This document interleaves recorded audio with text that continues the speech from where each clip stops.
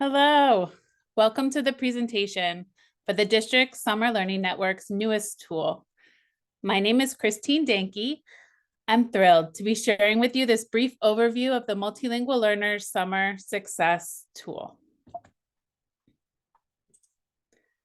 Let's start by answering the question you see here. Why design a tool for multilingual learners? The answer here, multifaceted. There's over 5 million students nationwide who are classified with this federal designation. And in fact, this accounts for 1 in 10 students in our public schools. Multilingual learners are also one of the fastest growing student groups in the country. And schools and districts with no previous experience serving this population are asking for resources and support. Even in districts that have a history of serving multilingual learners, this influx requires that more and more educators be trained and supported to lead our multilingual learners to success. And unfortunately, it's all too common for educators to have limited knowledge, skills, and experience in this area. Furthermore, the premise of DSLN is to support districts to transform their summer learning programs to use the power and potential of academic quality, equity, community partnerships, and whole child development so that more children experience expanded access to opportunity and joyful learning. And while this premise is obviously inclusive of multilingual learners, we've seen that those who are leading our summer programming efforts, not unlike our teachers, need access to the latest research-based program models specifically serving our multilingual learners. So our hope is that this tool will serve you as a professional learning experience. We hope it meets you and your team where you are in terms of understanding how to serve multilingual learners, and then augment you and your team's current planning processes to explicitly center the assets and needs of this specific population. As we begin, there are 3 key terms in this tool that we'd like to start by sharing more about. The first is our decision to use the term multilingual learner rather than English learner or English language learner. As I shared earlier, multilingual learners are a specific subgroup of students who are learning English and classified as such based on our federal policies. In the past, these students were known as LEP, or Limited English Proficient Students. There's also current variation across all 50 states currently. English language learners and culturally and linguistically diverse students are 2 of the more popular terms, but for this tool, we selected multilingual learner because we believe this is the asset-based term that honors our students' funds of knowledge, which takes me to our second key term to know. Funds of knowledge. This is an academic term. It denotes that our students are competent and have knowledge and life experiences that they bring with them to our classrooms. The Washington Office of Superintendent of Public Instruction has really done some great work on this concept. And for the DSLN tool, we'll use their definition, which you see here. It states that students' funds of knowledge encompass their academic and personal background knowledge, their accumulated life experiences, skills, and knowledge used to navigate everyday social contexts, and worldviews structured by broader historical and political influenced social forces. Our reminder here is simple. Multilingual learners are not empty vessels, but complete human beings, and as such, deserve a world-class summer program experience, just as all our students do. The last term to highlight up front is linguistically and culturally relevant and sustaining practices.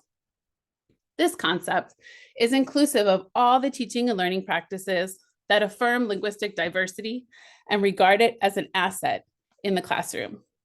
These practices are fostered by teachers who are knowledgeable, sensitive, and responsive to students' linguistic backgrounds, their experiences, and their proficiency in all of their languages. This approach builds on and extends the social, cultural, and linguistic assets brought by multilingual, diverse student populations and aims to prepare bicultural and bilingual students to negotiate their complex worlds. So, if you're curious to know more about how to design and implement your summer programs to better serve your district's multilingual learners, then we believe this is the tool for you.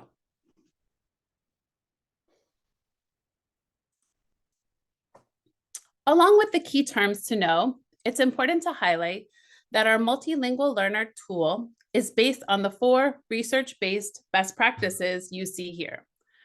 Rigorous instruction, that's language-focused, using a developmental approach in an affirming environment.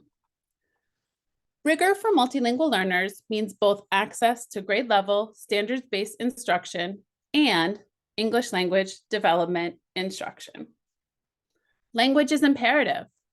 It must be highlighted with consistent, targeted, and integrated opportunities to practice reading, speaking, listening, and writing in both social and academic registers. By developmental approach, we mean providing age-appropriate strategies and scaffolds that support learners to progress in confidence and competence in English and in their content area skills. And last but not least, we hope summer will be an uplifting learning space where students' funds of knowledge, home language, background knowledge, lived experiences are truly leveraged. So, knowing that I've already shared a lot, let me take a moment here and just pause. Let me ask you, which of these 4 research-based best practices are you already using in your summer programs? Which would you like to use or understand more? We invite you to pause this video and discuss the reflection question you see here with your teams. Restart the video in a few moments.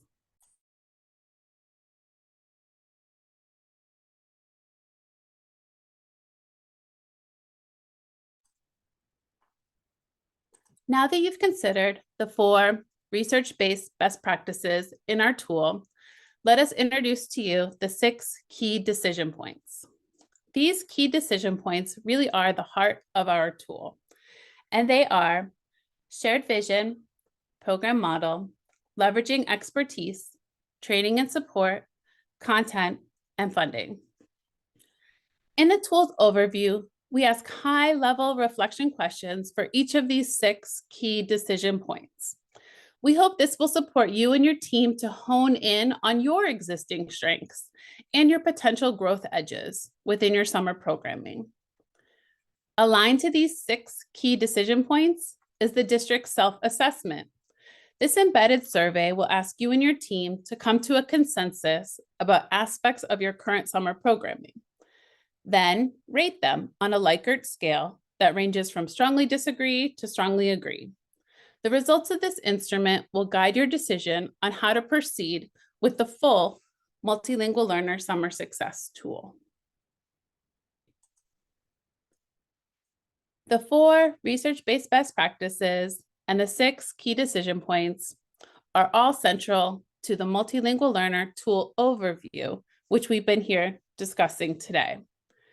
The complete tool provides you and your team with 4 separate components that we've named Part A, Part B, Part C, and Part D, which you can see here. As a preview, let's highlight one reflection question from each of the 4 parts. In Part A, we're discussing expanding your district's summer vision to explicitly include multilingual learners. One question we ask: what do we want our multilingual learners to see, hear, and experience over the summer in order to be more prepared when the traditional school year begins? In Part B, we focus on students by conducting a multilingual learner data inventory. We start by asking you, who are your district's multilingual learners and what are their assets and needs? In Part C, we take stock, and the tool supports you to document your district and community resources and asks you to consider what are the assets within your district and community that you can build upon as you seek to implement effective summer programming for your multilingual learners. And in the last part of the tool, part D, we support your continuous improvement efforts. One question here, how can we utilize our learning from this tool to build an implementation plan?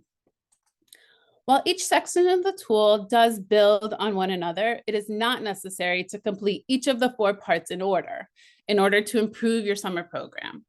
You can select and work through just one part in the workbook, and we know this will make a big difference to your students. One way to think about this is, for example, in your self-assessment, if you notice you rated yourself low in vision, then you would want to start with part A. But if you notice this is an area of strength for your district, then skip part A and move right on to B, C, or D. Regardless of where you start in this process, we want to commend you. Change is not always easy, and it takes time, especially in our districts and schools. And at the end of this overview, you will find this chart that you see here. We hope it will guide you on your change management journey. We encourage you, take one step forward and build your momentum from there. Lastly, we want to express our gratitude to you for the work you've done and the new thinking and learning that you're planning for in the future. Our national data tells us that collectively we must do something differently for our multilingual learners. Our students are coming to our summer programs with brilliance and amazing funds of knowledge, and it's our job as educators to leverage this. We all agree, summer is that special place, and with just a little learning, we're confident you can enhance your summer programs to be spaces of joy that also catapult multilingual learners towards success. Best of luck. We encourage you now to pick up the overview tool and begin your reflections.